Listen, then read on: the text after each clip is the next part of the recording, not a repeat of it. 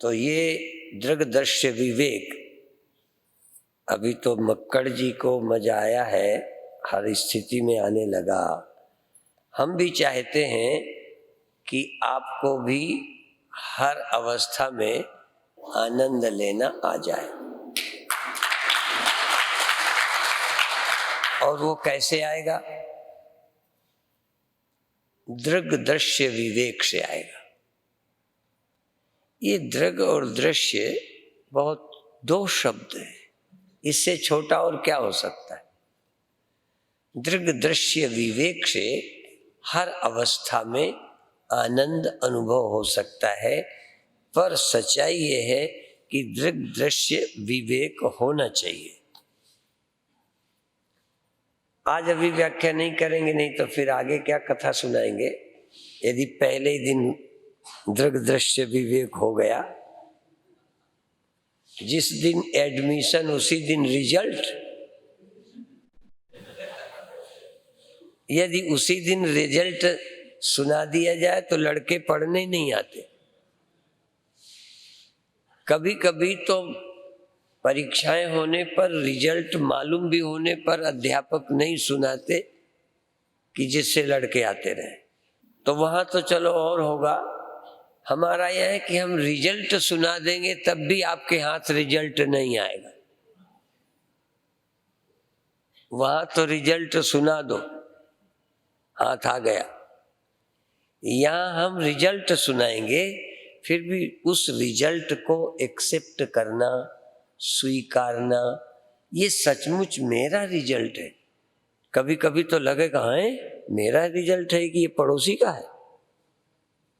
मान लो किसी लड़के ने बहुत अच्छे पढ़ाई की हो और कम नंबर वाला रिजल्ट गलती से रोल नंबर आ जाए, या बहुत कम पढ़ाई करने वाले का रिजल्ट फर्स्ट आ जाए, तो देखेगा कहीं गलती तो नहीं हो गई, मैं तो इस लायक था ही नहीं, या मैं इस लायक था, मेरा ये रिजल्ट। तो ईमानदार बच्चे रिजल्ट से समझ लेते हैं कि यह तो जांचने वाले से चूक हो गई। आप भी अपने रिजल्ट को जांच कर खुद जाएं यहां से। हम 7 दिन पढ़ाएंगे, उसका रिजल्ट आप निर्णय करेंगे, मैं नहीं करूंगा। आप निर्णय करके यहां से जाएंगे कि हम पास हो गए।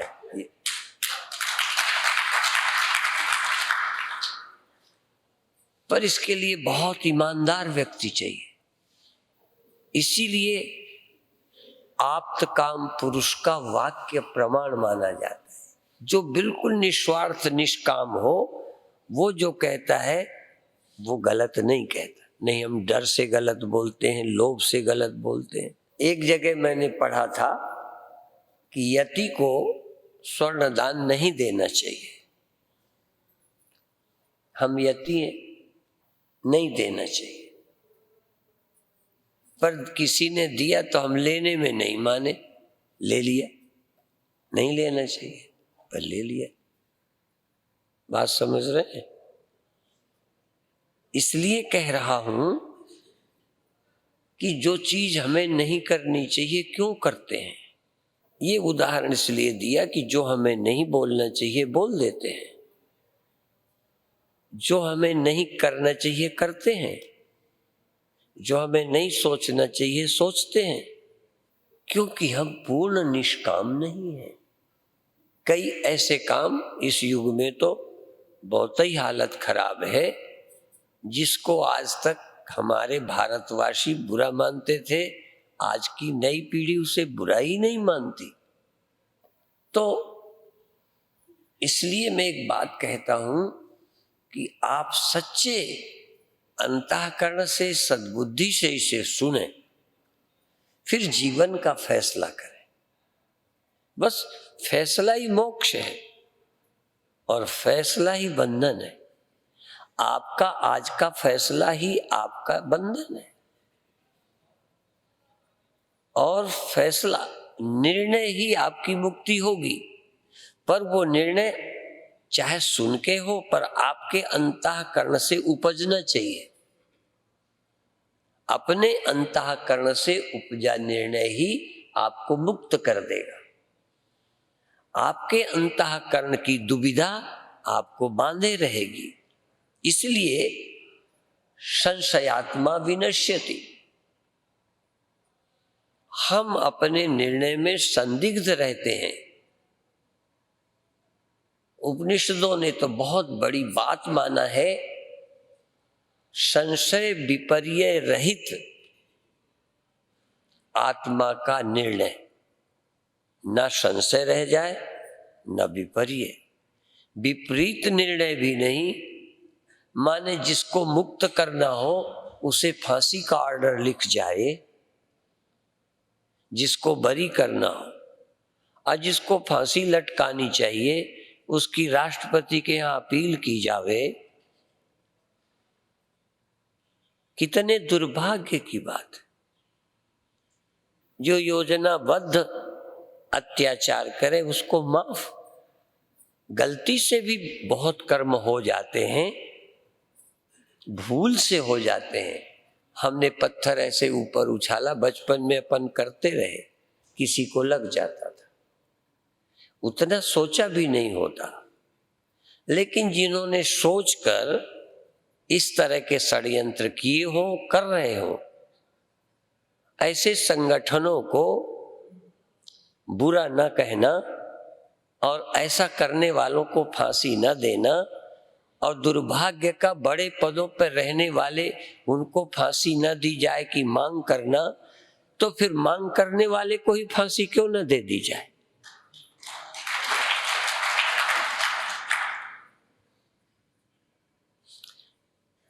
तो इसलिए मैं एक बात कह रहा हूं कि निर्णय करके जाना है, संदेह रहित। संदेह रहित आत्मा का निर्णय ही मुक्ति है, क्योंकि संदेह रहित सद्ज्ञान होगा तो जैसी आत्मा है वैसे ही होगा। या तो विपरीत निर्णय होगा, निर्णय तो अब भी है आपका, पर कई को अपने विपरीत निर्णय में 100% सच्चाई लगती है। कभी कभी ऐसा भी होता है, निर्दोष आदमी को यदि दंड मिल जाए तो कई लोग इससे ही मानते हैं कि वो सचमुच अपराधी है, और अपराधी छूट जाए तो आम जनता ये भी मान लेती है वो निर्दोष है। कई लोग निर्णय से प्रभावित होते हैं, कई लोग सत्य के अनुसार निर्णय करते हैं। निर्णय तो वही है जो सत्य के आधार पर हो। कभी कभी गवाह न मिलने से भी अपराधी मुक्त हो जाते हैं। पर जहां की हम चर्चा करेंगे वहां गवाही मिलेगा, और तुमसे अच्छा कोई गवाही नहीं होगा कि तुम मुक्त हो या नहीं। और तुम्हारी अंतरात्मा से यदि ये निर्णय हो कि मैं मुक्त हूं, तो सारी दुनिया निर्णय कर दे कि तुम बंधे हो, तुम दुखी हो, तो उसके निर्णय व्यर्थ। और सारी दुनिया निर्णय कर दे कि तुम तो महान हो, मुक्त हो, पर तुम नहीं हो, तो फिर नहीं हो। किसी का निर्णय काम नहीं करेगा। हमारा भी निर्णय तुम्हारे काम नहीं आएगा। हमारा निर्णय तुम्हें निर्णय करने में सहयोग देगा। हमारा प्रवचन, हमारा तर्क तुम्हारे निर्णय में सहयोगी होगा। जैसे जज को निर्णय करने के लिए वकील की बहस, वकील के तर्कों के आधार पर जज को निर्णय करने की बात सूझ जाती है। तो इसी तरह से आप 7वें दिन निर्णय करेंगे। कोई बीच में ही कर ले तो कोई बात नहीं, हमारी ओर से बंधन नहीं है, पर उस निर्णय के तर्क हम देंगे। तर्क ग्रंथों के द्वारा देंगे, तर्क उन लोगों के द्वारा दिलाएंगे जिन्होंने इस सत्य को जाना है। ये ग्रंथ उनके दिए हुई दलीलें और तर्क हैं जो पूर्ण थे, जो संदेह रहित थे, डाउटलेस, कोई संदेह नहीं, जिनको विश्वास नहीं। विश्वास तो अज्ञानी करते हैं, और अज्ञानी को दो ही अनुभव हो सकते हैं। अज्ञानी या तो डाउट करे, या अज्ञानी विपरीत समझ को ही सच्ची मान ले। जरा ध्यान रखें,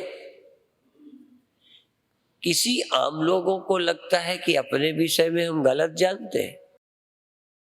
किसी को लगता है, ये इतने बड़ी दुनिया में लोग रहते हैं, किसी को अपना निर्णय लगता है कि मैं आदमी नहीं हूं, मैं पैदा नहीं हुआ। अपना निर्णय सच लगता है। इसीलिए किसी गुरु की जरूरत नहीं। इसलिए दो लोग जिज्ञासु नहीं हो सकते। जिज्ञासु वही है जिसे अपने निर्णय पर डाउट हो। जिसको 100% अपना अनुभव सच्चा लगता है, वो गुरु की तलाश में क्यों जाएगा? गुरु की तलाश उसको चाहिए जिसे ज्ञान में डाउट हो। और जिसके ज्ञान में डाउट नहीं है, संदेह नहीं है, अपने दुख का कारण और कुछ लगता है, वो सहयोग चाहेगा, गुरु नहीं। जो मरने के कारण दुखी है, वो दवा चाहेगा। जो मरने के कारण दुखी है, वो आशीर्वाद चाहेगा। जो मृत्यु भय से दुखी है, वो किसी की कृपा चाहेगा, ज्ञान नहीं चाहेगा। और जिसे कृपा चाहिए उसे ईश्वर चाहिए, जिसे कृपा चाहिए उसे सिद्ध चाहिए, जिसे कृपा चाहिए उसको समर्थ चाहिए, ज्ञानी नहीं चाहिए। ज्ञानी सिर्फ उसे चाहिए जिसको इतना हो गया हो कि मेरी समझ अधूरी है, मैं समझ से दुखी हूं, अपनी गलतफहमी से दुखी हूं। बहुत पड़ोसियों के घरों के रोज झगड़े हम सुनते हैं। अब हम फोन में बहुत कम सुनने को पाते हैं जिसने आत्मा की विषय में कुछ पूछा हो, कोई संशय रह गया हो, उस बात को उसने क्लियर कराया हो। अधिकतर तो झगड़ों की बात आती है, पति पत्नी के झगड़े हैं। हमें समझ नहीं आता, उनको ये लगता ही नहीं कि ये समस्या मेरी बुद्धि से पैदा हुई है। 100% लोगों को लगता है समस्या ये है, मेरी समझ नहीं। 100% दूसरे को लगता है कि समस्या ये है, मेरी समझ नहीं। आपको भी 100% समस्या संसार लगता है, समझ नहीं। यदि संसार समस्या होता तब बुद्ध के शरीर नहीं था। यदि संसार समस्या होता तो महावीर के समय शरीर नहीं था, संसार नहीं था। यदि संसार समस्या था तो गुरु नानक देव जी महाराज के समय, गुरुओं के समय संसार नहीं था। वो अब अपनी समस्या के लिए काम ही नहीं कर रहे। उनकी तो समस्या ही नहीं बची, बची है औरों की। तो किसी निर्धन की सेवा करेंगे, किसी बुद्धिहीन की सेवा करेंगे, वो औरों की जरूरत पूरी कर रहे हैं, देश की, धर्म की, अपनी नहीं। अपना तो कोई काम ही नहीं है। ऐसा व्यक्ति जिसे अपने मोक्ष के लिए, अपनी शांति के लिए, अपनी प्रसन्नता के लिए कोई काम बाकी नहीं हो, अपने लिए ही तो स्वार्थ है, और क्या है। फिर अपने लिए चाहे पत्नी हो, चाहे अपने लिए आश्रम हो, चाहे अपने लिए चेले हो। यदि अपने लिए है तो स्वार्थी और कौन है फिर? तुम समझते होगे परिवार में लगे ही स्वार्थी है। जिसे अपने लिए स्वर्ग नहीं चाहिए, अपने लिए जन्म नहीं चाहिए, अपने लिए जन्म नहीं चाहिए। ऐसा नहीं कि शरीर मिले यहां आए हम मौज ले ले, बल्कि शरीर लेकर कष्ट भी उठाना पड़े तो वो उठाते हैं। गुरु गोविंद सिंह जी शरीर धारण करके कौन सा आनंद ले गए? यदि आनंद अपने सुख के लिए आए होते गुरु गोविंद सिंह जी, तो मैं समझता हूं इससे ज्यादा और क्या बुरा हो सकता था। क्या अच्छा हुआ उनके साथ। पर जब मेरा कोई स्वार्थ है नहीं तो मेरा बुरा भी कोई क्या कर लेगा। मान लो मैं इलेक्शन लड़ा और मुझे वोट नहीं दिए, तो मेरा बिगाड़ क्या लिया? मुझे मान नहीं चाहिए था, कोई धन नहीं चाहिए था, कोई लाभ नहीं चाहिए था। यदि 100% ये बात सच है कि मैं अपने लिए राजनीति में नहीं गया, अपने लिए मैं चुनाव नहीं लड़ा, तो मेरा तुम बिगाड़ क्या लोगे? हरा दोगे तो क्या बिगाड़ोगे, और जिता दोगे तो मेरा क्या बनाओगे? मेरा तो पहले ही बना बनाया है। मुझे तो देश बनाना था, ना कि अपने को बनाना। जरा सोचें, क्या ऐसा व्यक्ति आपकी नजर में है? ऐसे व्यक्तियों की जरूरत है जिन्हें इस दुनिया में कुछ पाना बाकी ना हो। उसके लिए है आदर्श कृष्ण, आदर्श गुरु, और ऐसा हो उसी का नाम संत है। और तुम घर पर भी ऐसे हो सकते हो। तुम औरों के लिए छोड़ो, तुम तो पति पत्नी के बीच भी झगड़ा आ जाए तो अपना अपना दांव मारते हो। पति आता है तो पत्नी की लिस्ट शिकायत की लाता है, पत्नी आती है तो पति की लिस्ट, एक भी हरकत, एक भी कमी अपनी नहीं। हम दो मनों को बराबर नहीं समझते। मैं अपने मन को ज्यादा महत्व देता हूं, आप अपने मन को। दूसरे के बोलते समय दूसरे के मन का हमें ख्याल नहीं रहता। क्या आपको जब मैं कुछ बोलता हूं तो ख्याल रहता है कि आपको चोट लगेगी? क्या वही बात जब मुझे बोलते हो तो आपको ख्याल रहता है? यदि वो भी मेरा ही मन है, वो भी मेरी तरह ही एक जीवन है, तो इतना तो मुझे पता चलना चाहिए कि इसको भी दर्द होगा। हमारे लोगों ने कहा, जिनको कभी दूसरे के पैर की बिवाई का दर्द नहीं होता होगा, जिनके पैर में न गई हो। पर तेरे तो बिवाई है, तुझे भी दूसरे के पैर नहीं दिखते? जिसके पैर में जूते नहीं है उसे तो दिखना चाहिए कि इसके पैर में जूते नहीं है। इसको चुभते होंगे, क्योंकि मुझे चुभे हैं। जिसको दूसरे का दुख नहीं दिखता, जिसे दूसरे का दर्द नहीं दिखता, जिसे दूसरे की समस्या नहीं दिखती, कहीं न कहीं सिर्फ वो देह में केंद्रित है, अपने मन में केंद्रित है, व्यक्ति है। और व्यक्ति ब्रह्म नहीं हो सकता, और ब्रह्म कभी व्यक्ति नहीं हो सकता। जो ब्रह्म है वो व्यक्ति कैसे? जो व्यक्ति है वो ब्रह्म कैसे हो जाएगा? और ब्रह्म हो जाए फिर व्यक्ति कैसे बना रहेगा? हाँ, दिखाई पड़ेगा पर वो ब्रह्म होगा। घड़ा नजर आएगा पर होगा वो पृथ्वी, वो होगा मिट्टी। एक जगह दिखता होगा लोगों को, पर वो तो क्या होगा? एक जगह दिखने वाले भगवान कृष्ण एक जगह नहीं खड़े हैं। इसीलिए कहते हैं, यो माम पश्यति सर्वत्र सर्वम च मयि पश्यति तस्याहम न प्रणश्यामि सच में न प्रणश्यति। आंखों से मुझे भी कृष्ण एक जगह दिखाई देंगे, अर्जुन को भी दिखाई देंगे, औरों को भी दिखाई देंगे, पर ज्ञानियों को कृष्ण एक जगह दिखाई नहीं देंगे। एक जगह आंखों से देखेंगे, पर वो अपनी बुद्धि से, अपने सोच से जब देखते हैं तो भगवान कण कण में दिखाई दे रहे हैं। ये बड़ा फर्क है। हो सकता है ये दृग दृश्य विवेक तुम्हारी भी आंख खोल दे, तुम्हारे को भी वो दृष्टि मिल जाए,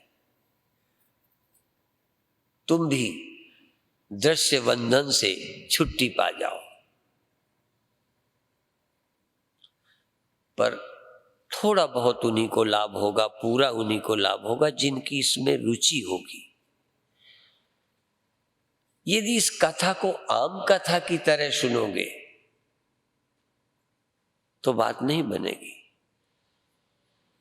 मैं भी कभी कभी टीवी के सामने बैठ जाता हूं, नाम नहीं लूंगा, चूंकि किसी की बेइज्जती करना या खंडन करना मेरा लक्ष्य नहीं है। मैं लंदन में था, एक महान पुरुष का टीवी में आ रहा था।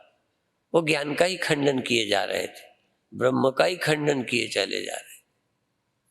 करेंगे ही, मैं नहीं कहता कि वो बहुत बुरे हैं, क्या करें बेचारे। इंद्र बापुरो रंक, इंद्र बापुरो, इंद्र बिचारा। ज्ञानी की दृष्टि में इंद्र भी बिचारा रंक है, गरीब है। इंद्र बापुरो रंक, इंद्र भी उन्हें बड़ा नहीं लगता। बड़ा तो लगेगा पद से नापो, धन से नापो। जो असीम हो गया, सीमा से पार चला गया, उसके लिए इंद्र क्या है। गुरु गोविंद सिंह जी ने एक जगह लिख दिया, कितने कृष्ण और राम मच्छर की तरह पैदा हुए, कीड़ों की तरह। अब ये तुम्हें बुरा लग रहा होगा, अर्थात जो भी पैदा हुआ वो कीड़ों से ज्यादा क्या है। जो भी पैदा हुआ, मैं ही, ये पैदा हुआ क्या है, कीड़ों की तरह हुआ और खो जाएगा। बुलबुले हैं, बने और फूट जाएंगे। वहां गुरु गोविंद सिंह जी जैसे महापुरुष जिन्होंने अवतारों की बातें लिखी हैं, वो दोनों पक्ष रख रहे हैं। लेकिन कुछ मूर्ख एक बात पकड़ लेंगे, यदि वो कृष्ण भगवान को कीड़े जैसा कहते हैं तो उनको अवतार भी कह रहे हैं। उन पर लिखा है। हम राम को ब्रह्म भी कह रहे हैं, कृष्ण को साक्षात व्यापक कह रहे हैं, और कृष्ण भी बने और फूट गए, बुलबुला है। कोई गुरु रहा है, हम बने रहेंगे, तुम बने रहोगे। इसी को सोच करके जीते रहोगे तो मरोगे नहीं, और क्या होगा। क्या आप समझते हैं, ज्ञान कोई खिलौना नहीं है, ज्ञान कोई बातें नहीं है। जिस दिन किसी भाग्यशाली के हाथ यह विद्या आ जाए, इस धरती का उससे ज्यादा भाग्यशाली आदमी और कौन होगा। धनी उसके बराबर होगा, राजा महाराजा उसके बराबर होंगे। ये सांसारिक सफलताएं उसकी तुलना कर सकेंगी। ऐसे ही थोड़ी कह दिया, यम लब्ध्वा चा परम लाभम मन्यते नाधिकम तथा। यम लब्ध्वा चा परम लाभम, जिस लाभ के बाद उससे बड़ा कोई लाभ धरती पर है ही नहीं। जिस ज्ञान के लिए तुम आए हो, पर उस ज्ञान के लिए आए हो मुंह लटकाए लटकाए, उस ज्ञान के लिए आए हो मरा मरा मन लेकर। उस ज्ञान के पाने के ये इरादे, आपको तो इसके नाम से आधी खुशी होनी चाहिए। किसी बच्चे का अच्छी जगह सिलेक्शन होता है, सिलेक्ट हो जाता है, पढ़ने में एडमिशन हो जाता है, तो माँ बाप फूले नहीं फिरते। तुम यदि यहाँ सिलेक्ट हो गए हो, यहाँ एडमिशन लिया है, तो एडमिशन में ही खुशी नहीं। एक चिट्ठी आई कि 7 लाख मांगे हैं एडमिशन के, 7 लाख एडमिशन के। हमने तो 7 लाख अब जरूर देखे हैं थोड़ा, हमने तो 7 रुपए नहीं देखे, हमने 700 नहीं देखे। इस आश्रम की शुरुआत हुई तो एक समय बैलेंस 62 रुपए था, दाल लेनी थी। आजकल 7-7, 5-5 लाख एडमिशन में लगते हैं, फिर भी हो जाए तो खुश होते हैं। तुम यहां आए हो, कम सौभाग्य समझते हो?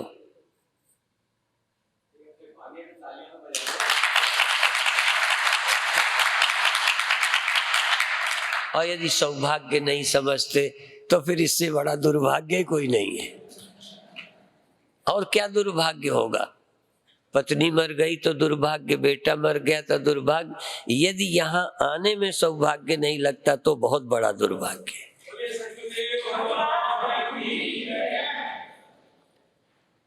ये परमात्मा की सचमुच कथा सुनने को मिले, तुम्हें भाग्योदय न मालूम पड़े, जैसे हमारा भाग्योदय हो गया जो यहाँ आ गए।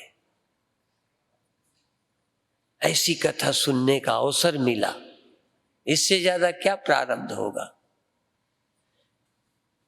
हम साधारण पढ़े, उन दिनों 8 पास को भी मास्टरी मिल जाती थी हमारे समय। हम भी गए थे एक जगह इंटरव्यू में, सेलेक्ट नहीं हुए।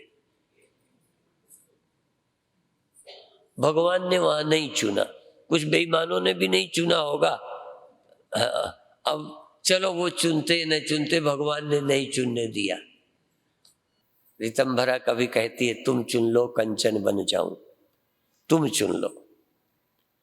भगवान ने चुन लिया था, वहां नहीं चुने गए। जिसको भगवान चुन लेंगे, कोई औरत काहे को चुनेगी। चुनाव तो बहुत होते हैं, नारद वैसे ही बहुत अच्छे थे, पर नहीं जी माना, अभिमान हो गया तो एक में वो भी खड़े हो गए, एक स्वयंवर में। भगवान ने नहीं चुनने दिया। हाँ, चुनना लक्ष्य नहीं था। भगवान नहीं चाहते कि कोई लड़की से चुन ले। यदि वो चुन लेती तो नारद की क्या वैल्यू रहती। इसलिए भगवान ने नहीं सुनने दिया और अनुभव भी करा दिया। तो कई जगह नहीं चुने गए, उसके लिए छाती मत कूटो। कहीं चुन लिए गए हो, उसका सौभाग्य अनुभव करो।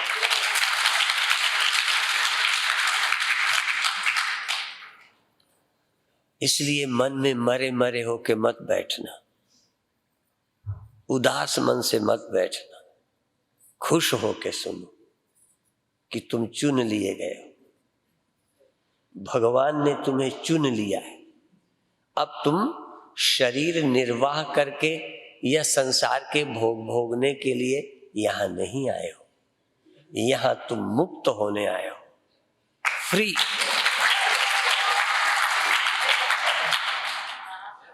इस सच्चाई को सच्चाई से सुनना। इसकी पात्रता के लिए इसमें सीधा नहीं लिखा, पर इस ज्ञान की पात्रता के लिए मैंने कई बार पहले भी सुनाया है। परीक्ष लोकान कर्मचितान ब्राह्मणो निर्वेद मायान नास्ति अकृता कृतेन तद विज्ञानार्थम सगुरुम एव अभिगच्छेत, सगुरुमेव अभिगच्छेत श्रोत्रियम ब्रह्मनिष्ठम समित पाणि श्रोत्रियम ब्रह्मनिष्ठम। जब देख लो कि कहीं कुछ मिलने वाला नहीं है, ये नहीं कि रोटी मिलना नहीं चाहिए, कपड़ा, क्या मिल जाएगा। जिन्हें मिल गया है उन्हें क्या मिला है, ये तो समझ आए। टाइम बर्बाद हुआ है। 3 जो पुरुषार्थ हैं, अर्थ और काम, अर्थ और काम को पुरुषार्थ कहा है। पर जब इधर चलोगे ना तो पुरुषार्थ नहीं है, टाइम बर्बाद हुआ है। अर्थ की प्राप्ति हो गई, काम की पूर्ति हो गई, तो समय तो बर्बाद हुआ, रह क्या गया तुम्हारे पास। और धर्म की प्राप्ति हो गई, धर्म की, धर्मात्मा हो गए, बहुत अच्छा है। पर क्या है, धर्मात्मा भी तो रोते ही फिर रहे। इसलिए जो भी प्राप्त हुआ उसकी क्या खुशी। असल में खुशी इस बात की कि 3 को मैंने समझ लिया, अर्थ काम को समझा, वहां से वैराग्य हो गया। परीक्ष लोकान कर्मचितान ब्राह्मणों निर्वेद माया नास्ति अकृता कृतेन। जो सदा नित्य नित्य वस्तु है वो कर्म से थोड़ी होगी। मिट्टी है, मिट्टी के पाने के लिए घड़ा नहीं बनाना, मिट्टी के पाने के लिए ईंटा नहीं बनाना, वो तो पहले ही प्राप्त है। बनाना है कुछ और। इसलिए नित्य के पाने के लिए कुछ और करने की जरूरत नहीं है। नित्य की प्राप्ति के लिए गुरु में एव अभिगच्छेत, गुरु के पास जाना चाहिए, श्रद्धा से जाना चाहिए। ब्रह्मलीन स्वामी अखंडानंद जी महाराज की एक वाक्य में पढ़ रहा था, जिस चीज में आपकी रुचि होती है तो लगेंगे कि बहुत जल्दी बंद कर दिया, तभी तो थोड़ा ही बोले, और जिसमें रुचि नहीं होगी ना तो लगेगा लंबा कह देते हैं, कब पूरी होगी कथा। तो इसमें आपकी इतनी श्रद्धा हो कि सुन करके बोर न हो, कठिन हो तब भी बोर न हो। बोर होने में कठिन चीज भी, आजकल कई बच्चे जब सीखते हैं तब बड़े कठिन कठिन बातें सीखते हैं। ये वेलरी हिंदी सीखती, बड़ी प्रॉब्लम है, स्त्रीलिंग पुल्लिंग की बड़ी समस्या है, पर बोर नहीं होती, सीखने में उत्साह है। ये नहीं कि कौन झंझट में पड़े। तो इस कथा की समझ न आते में भी बोर मत हो, क्योंकि समझ आती होती आसानी से तो फिर इतना किसी समझाने में एक्सपर्ट की क्या जरूरत, कहीं पढ़ लेते समझ आ जाती। असल में ये विषय कठिन है, विशेष करके इसकी पात्रता की भी कमी है। अभी तक हम संसार के राग द्वेष में उलझे रहते हैं। चित्त को जैसे ठीक करना जीवन का लक्ष्य ही नहीं है, चित्त का ठीक होना। घर न रखे पर दोनों चित्त को ठीक करने को तैयार नहीं है। यदि पति पत्नी का झगड़ा हो ना, अभी भी आजकल फोन चल रहे हैं कलकत्ते के, बॉम्बे के, हमारे शिष्य हैं, छोड़ एक गलती से चली आई मायके, अब झंझट चल रही है, फोन आ रहे हैं, अब मानेंगे दोनों नहीं, उनके मन की होगी तो मानेंगे। दोनों नाक पे अड़े, पति लेने नहीं जाता, वो अपने आप जाने को तैयार नहीं, बस इतना सा झगड़ा रह गया है। पति लेने आ जाए तो वो चली जाएगी, और पति लेने जाए तो नाक कटेगी, बस गड़बड़ ये है। बात समझ गए ना? इतनी सी बात में घर नरक है, प्रतिष्ठा धूल में मिल रही है, रो भी रहे हैं, हमसे गिड़गिड़ा भी रहे हैं, समझौता भी चाह रहे हैं, पर नाक आड़े आ गई। ये नाक समझते हो कि यहीं आड़े आती है, ये तो सब जगह आ जाती है आड़े। तभी एक नकटा पंथ चला था, नकटा पंथ इसी से चला। कहीं प्रवचन ऐसे ही चल रहा होगा, उनका नाक आड़े आ जाती है, जिनके नाक बड़ी है भगवान नहीं मिलता, तो एक ने कटा ली। अब कटा ली, अब देखा तो क्या हुआ, तो सोचा लोग मूर्ख कहेंगे नाक कटा ली, तो उसने कहा नाक के यार्ड में भगवान था, नाक कट गई तो भगवान दिखने लगे। तो लोगों ने नाक कटानी शुरू कर दी, नकटा पंथ चल गया, जिसे देखो नाक कटाए, नाक कटाए, कहीं भगवान मिलता है, नाक कटाने से भगवान मिलता है। हाँ, नाक कटाने से बहुत समस्याएं हल होती हैं, पर कई दे तो नाक कटा के फिर रहे हैं, ये भी दूसरा मामला भी है। कई लोग ऐसे गंदे हैं कि नाक कटाए है, नाक रही नहीं गई, पर उनकी नाक नहीं रही भ्रष्ट होने के लिए, और इन्होंने नाक कटाई है परमात्मा पाने के लिए। फर्क है दोनों में। एक परमात्मा पाने के लिए नाक की परवाह नहीं करता, और एक नाक कटा के कहीं जाने में परवाह नहीं करता। गंदी से गंदी जगह गंदे से गंदे काम कर सकता है, चूंकि नाक नहीं है। ये नाक है। स्त्रियां जब लड़ती ना, हमें उत्तर प्रदेश की स्त्रियों का मालूम है, हर प्रदेश का नहीं, ये जब लड़ती हैं तो कहती है तेरी नाक ना होती ना तो तू गंदगी खाती। माने इस नाक ने तुझे गंदगी से बचा लिया, बदबू ने, नहीं वो भी खा जाती, ये है मतलब उसका। तो नाक एक अर्थ में बहुत जरूरी है। पहले नाक ना होती तो पता नहीं तुम कहां जाते, फिर यहां ना आते। नाक यहां तक तो ले आई, अब यहां नाक कटा के जाओ। बात समझ में?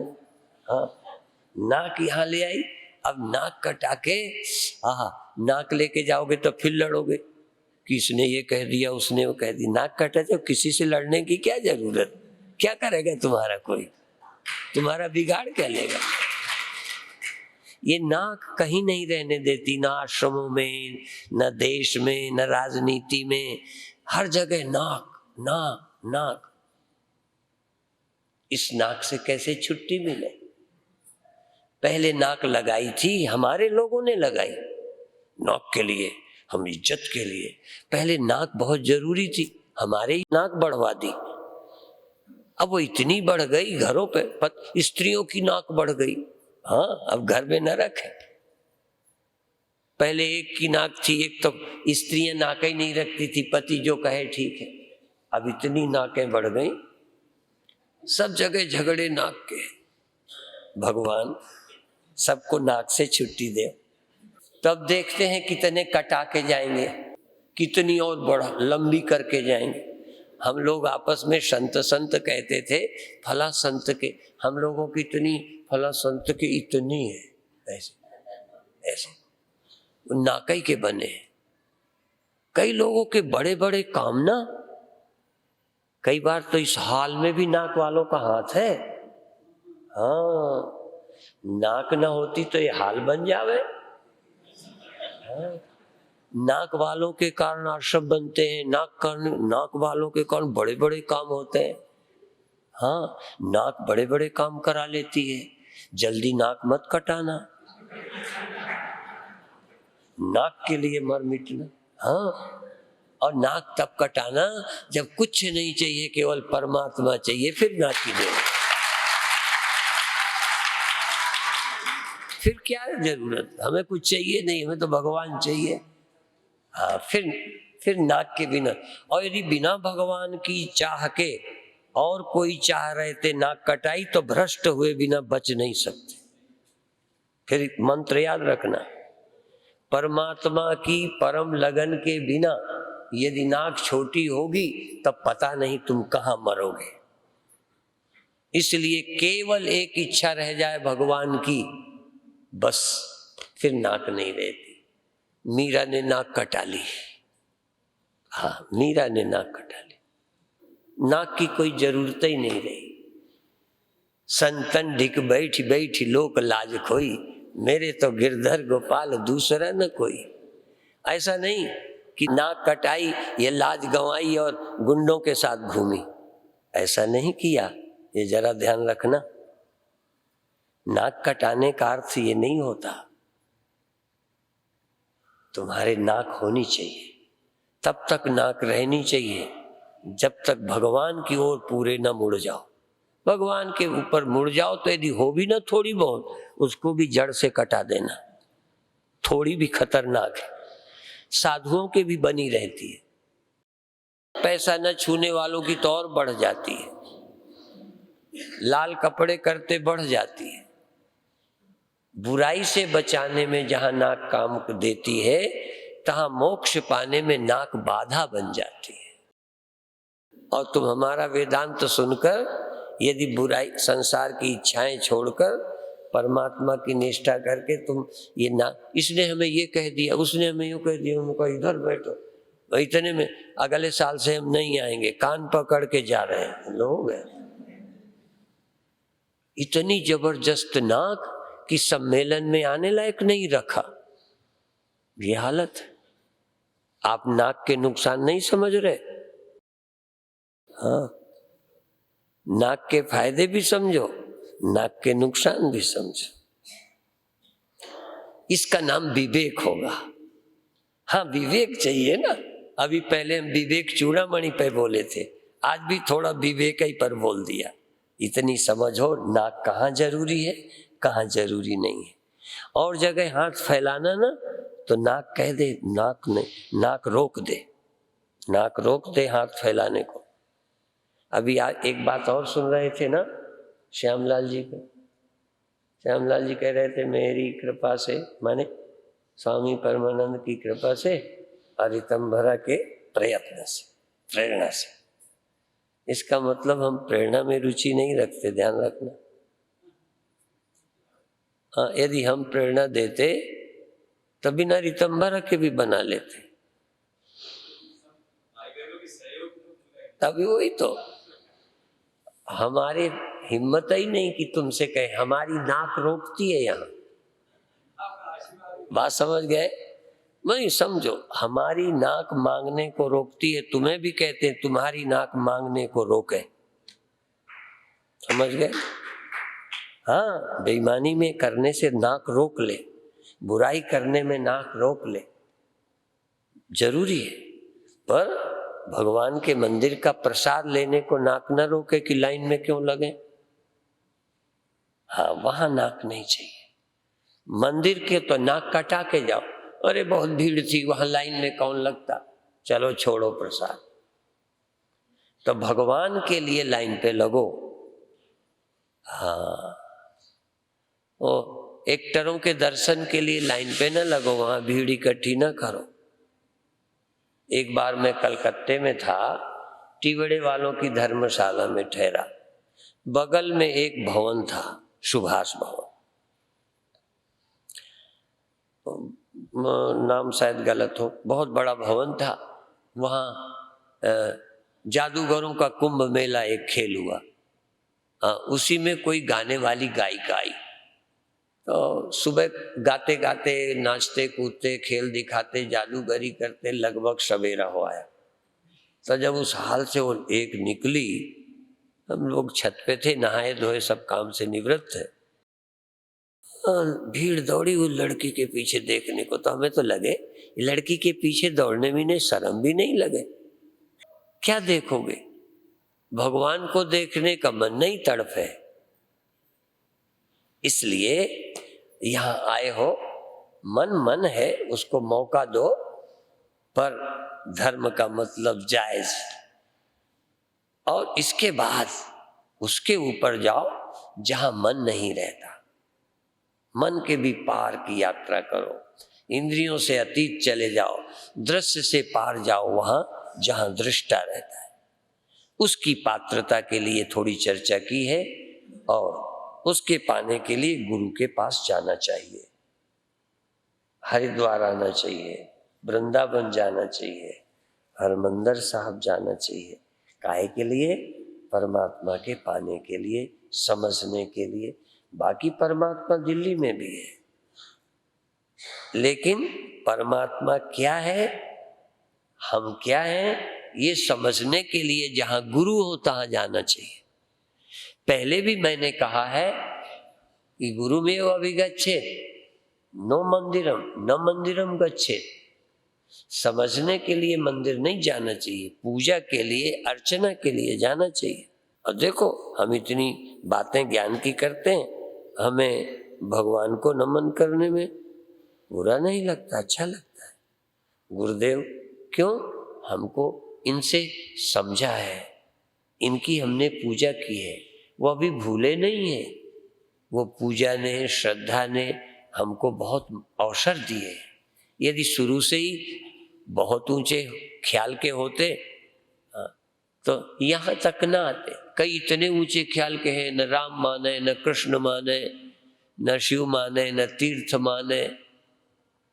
जब कुछ मानते ही नहीं हो तो आगे क्या समझोगे? फिर जो प्रकृति दिखाएगी वह यही भर देखोगे। इससे ज्यादा देखने के लिए विश्वास चाहिए। ये धर्म है, ये भगवान है, ये प्रतिमा है, ये मंदिर है। जो ये देख सकेगा वही शास्त्र के सहारे वो देख सकेगा जो दिखाई नहीं देता। नहीं दिखाई देने वाली चीज शास्त्र दिखाता है। ये मेरी चाची है, नानी है, मौसी है, बहन है, ये कैसे दिखता है? सिर्फ आंखों से। आंखें तो कुत्ते की होती हैं, दिखता हो तो बताओ। आंखें तो सब देशवासियों के, विश्व मानव के पास आंखें हैं, उनको बहन बहन दिखती नहीं, बेटी नहीं लगती। इसी तरह से जैसे कुछ बातें बिना शास्त्र के नहीं दिखती, ऐसे ही परमात्मा जैसी समझ भी बिना किसी ग्रंथ के, गुरु के नहीं समझ आती। इसलिए उस ग्रंथ का प्रारंभ कर रहे हैं, एक श्लोक बोलकर समाप्त करेंगे। रूपम दृश्यम लोचनम दृक्। लोचनम रूपम दृश्यम, रूप जो दिखाई पड़ता है, रूपम दृश्यम, या जो दृश्य है वो रूप है, जो रूप है वही दृश्य है। नेत्र का, नेत्र का शब्द दृश्य नहीं है, नेत्र के लिए सुगंध दृश्य नहीं है, इसलिए एक चुना पहले नेत्र का रूप दृश्य है, रूपम दृश्यम, और लोचनम दृक्, नेत्र उसका देखने वाला है, रूप दिखता है नेत्र, इसलिए नेत्र दृक् है, नेत्र दृक् है। यहां से शुरू करो पक्का, बहुत स्पष्ट, कोई संदेह नहीं, ये दिखता है, नेत्र से दिखता है, नेत्र देख रहे, ये दीवार रूप दिखाई दे रहा, दो है यहां साफ, इसमें कोई शक नहीं है। इसलिए यहां से शुरू किया, ये नहीं कहा देह तुम नहीं हो, ये नहीं कहा इंद्रियां तुम नहीं हो, ये नहीं कहा कि मन तुम नहीं हो। शुरू किया कि रूप दृश्य है, नेत्र दृक् है, देखने वाला है, नेत्र देखता है, ये दिखता है, ये देखता है, ये दिखता है, ठीक है ना। रूपम दृश्यम लोचनम दृक् तद दृश्यम दृक्तु मानसम, और नेत्र भी दृश्य है, तद दृश्यम, नेत्र भी दिखता है। अब दिखने का अर्थ बदलना होगा, जैसे शब्द दिखता है, पर किससे? कान से। दिखने का अर्थ एक ही नहीं होता, मालूम पड़ना, दिखना माने मालूम पड़ना। जैसे दुख सुख दिखते हैं, आपको तो नहीं दिखे दुख, पर वो सब चीज आंख से ही नहीं दिखती, इसलिए क्रम पहले देखो। रूपम दृश्यम, रूप दृश्य है, लोचन दृष्टा है, और तद दृश्यम, नेत्र भी दृश्य है, मानसम दृक्, मन उसका दृष्टा है, मन नेत्र का। कहते कैसे माने, आगे बताएंगे। दृश्याधि, फिर मन भी दृश्य है, मानसम दृश्याधि, फिर मन भी दृश्य है बुद्धि का, मानसम दृश्य, मन भी दृश्य है, धी वृत्तयः साक्षी, अधि वृत्तियां भी दिखती हैं, कहाँ गए, क्या हुआ, कैसे दुख हुआ, वो भी मालूम पड़ते हैं। यदि दुख सुख मन के विकार मालूम ना पड़ते तो समस्या कोई नहीं थी। इसलिए इसमें शक नहीं कि आपको वृत्ति मालूम नहीं पड़ती, अंतःकरण में उठी हुई वृत्तियां अच्छी या बुरी, सुख या दुख, क्रोध या काम, लोभ या भय मालूम पड़ता है। मालूम पड़ना माने दिखना। किसको मालूम पड़ता है? ये वृत्ति मालूम पड़ती है साक्षी को। और साक्षी का कौन देखेगा? जैसे रूप को नेत्र ने, नेत्र को मन ने, मन को धीवृत्ति, और वृत्तियां साक्षी, बुद्धि की वृत्तियों को साक्षी देखता है। तो फिर साक्षी को कौन देखेगा? एक और साक्षी लाएंगे। तो यहां कहते हैं दृग्यो न तो दृश्यते, साक्षी देखता ही है, दिखता नहीं है। किसी को नहीं दिखता, मुझे भी। जरा ध्यान रखना, साक्षी सिर्फ जानता ही है, जानने में नहीं आता। परिभाषा याद रखना, और बाकी चर्चा कल करेंगे। अभी चूंकि समय हो गया है, यहीं बंद करेंगे। अभी विषय को सिर्फ शुरू किया है, ये इसी पर सारा प्रवचन चलेगा। कैसे देह तुम नहीं हो, कैसे देह हो, कैसे तुम फंसे हो, क्यों लगता है, बहुत क्लियर होगा। इसलिए यह दृग दृश्य विवेक तुम्हारे आत्मबोध में परम उपयोगी है। कुछ दिन पहले स्वामी सत्यानंद जी ने एक दे दी पुस्तक कि आप इस पे बोलो, तो वो शायद अंग्रेजी में थी, दृग दृश्य विवेक, वो अंग्रेजी में थी, मुझे कुछ समझ आई नहीं। ये सब क्लियर हो जाएगा, अज्ञान क्या है, ज्ञान क्या है। अब जैसे मुझे नहीं समझ आया, तो न समझ आने से क्या हो गया। अच्छा ये बताओ, मुझे अंग्रेजी नहीं आई और मुझे जो जानना चाहिए समझ आ गया है, तो लोगों के बीच में ये कहने से कि अंग्रेजी नहीं आती थोड़ा सा किसमें फर्क पड़ेगा?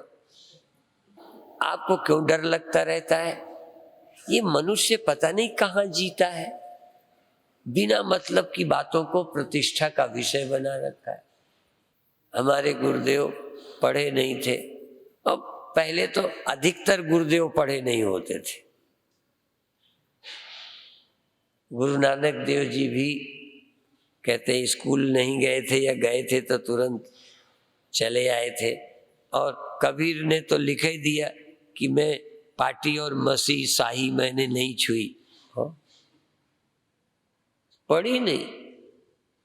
असल में ये तो किसी किसी भाग्यशाली का है कि उधर पढ़ के इधर आते हैं, नहीं तो लोग उधर पढ़ने लग जाएं तो इधर आ ही नहीं पाते। इतना नॉलेज, इतनी जानकारियां बढ़ती जाती हैं कि उससे लौटना ही मुश्किल है, उसका अंत नहीं होता, वो भी अनंत है। ये पढ़ लो, अब ये पढ़ लो, अब ये पढ़ लो, और जो इसमें लग जाते हैं यहां से लौटने की इच्छा ही नहीं होती, वो इसमें पा गए। तो मुझे लोग समझाते हैं, मेरे चेले, कि आप इस बार ऐसे बोलो, इस बार इस ग्रंथ को बोलो। मैंने कहा मुझे आता हो तब तो बोलूं, जब मुझे ग्रंथ आते ही नहीं तो मैं करूं तो क्या करूं। अब तुम समझते हो मैं आत्मविद हो गया तो ग्रंथ भी तो हो गया, आत्मविद हो गया तो अंग्रेजी भी जान गया, कंप्यूटर भी जान गया। मैं नहीं जान गया भाई, मैं हमारे बहुत संतों के नेत्र नहीं है तो काम चलता है, ज्ञानी है, मुक्त है, पर आंख नहीं है, अब दिखे कैसे। इसलिए ये भी इसमें समझना है कौन दृश्य किसका है। इस रूप का दृष्टा नेत्र है, शब्द का दृष्टा कान है, वो आगे के श्लोकों में आएगा, इसलिए विस्तार से कल फिर चर्चा करेंगे। और मुख्य विषय तो कल शाम तक या परसों तक आएगा, जो आपके ये समझो तैयारी करा रहे हैं, पर ये तैयारी नहीं होगी तो आगे समझ नहीं आएगा। ये बहुत व्यवहारिक बात है तो अच्छा नहीं, पर बता दूं, तुम्हारे 100 लोगों के बीच तुमने मुझे गाली दी हो, है, मैं ना दूं, मैं तुमको कोई जवाब ना दूं, तब तो बहुत ही अच्छा महात्मा हूं, बहुत ही अच्छा। पर तुमने सैकड़ों के बीच गाली दी है, मैं 2 थप्पड़ आपको लगा दूं तो लोग मेरे को बुरा मानेंगे? बोलो, अभी हिम्मत नहीं पड़ती। आप सोच रहे हो क्या कहें क्या ना कहें। मान लो सचमुच तुम देख रहे हो कि मेरे पीछे पड़ा गाली देता है, मैंने भी गाली दे दी है तो थप्पड़ मार दिए, तो मैं तुमको बहुत बुरा लगूंगा? आप बता दो। अच्छा चलो तुम नहीं बताओ, मैं ही बता देता हूँ। तो दूसरा प्रश्न करता हूँ, फिर तुम बताओगे। यदि किसी ने मुझे गाली दी नहीं या दी है पर तुमने सुना नहीं, देखा नहीं गाली देते, और वो मुझे सामने पड़ा, वहां तुम थे, गाली उसने यहाँ दी, रोड में वहां आंगन में जाके मैंने 2 थप्पड़ मार दिए, तुमने किसी ने नहीं देखा गाली देते, न मौके पे थे, मेरे को मारते देखा, फिर तुम्हें मैं कैसा लगूंगा? दोनों में फर्क समझ आएगा थोड़ा? बोलो। हाँ, एक में उसका अन्याय देखा, फिर मैं, एक में उसका अन्याय तुमने देखा ही नहीं, मेरे को मारते देखा, तो तुमको मैं अच्छा नहीं लगूंगा। चलो दूसरे में भी थोड़ा बुरा हूं पर उतना नहीं, पर पहले वाले में थोड़ा बुरा हूं, दूसरे वाले में ज्यादा बुरा लगूंगा। इसी तरह से जैसे उस घटना के बाद वो शब्द उतने बुरे नहीं लगते, इसी तरह से जो पहले का विषय जो आजकल बोलूंगा, यदि वो दिल में नहीं रहेगा तो आगे की बात का उसका इतना प्रभाव नहीं पड़ेगा। अधिक प्रभाव पड़ेगा तो जिनके हृदय में ये बात टिकेगी, छोड़ नहीं देना, तो आगे की बात आपके दिल में धस जाएगी। भले वो तीसरे दिन आए या दूसरे दिन आए या कल शाम को आए, वो बहुत समझने लायक विषय है। क्योंकि मैंने किसी के कहने से ही ये पुस्तक नहीं उठा ली, कहने से उनके प्रेरणा मिली, पर फिर मैंने पढ़ा थोड़ा तो देखा कि साधकों को इसमें कोई आवश्यक विषय वस्तु है, तो दिखाई पड़ी कि बहुत जरूरी है। कई चीजें इसमें ऐसी क्लियर हुई हैं जो आम लोगों को जल्दी क्लियर नहीं होती, इसलिए वो विषय आवश्यक है। इसको बड़े प्रेम और श्रद्धा से सुनेंगे। आज अभी यहीं समाप्त करते हैं। ओम शांति शांति शांति।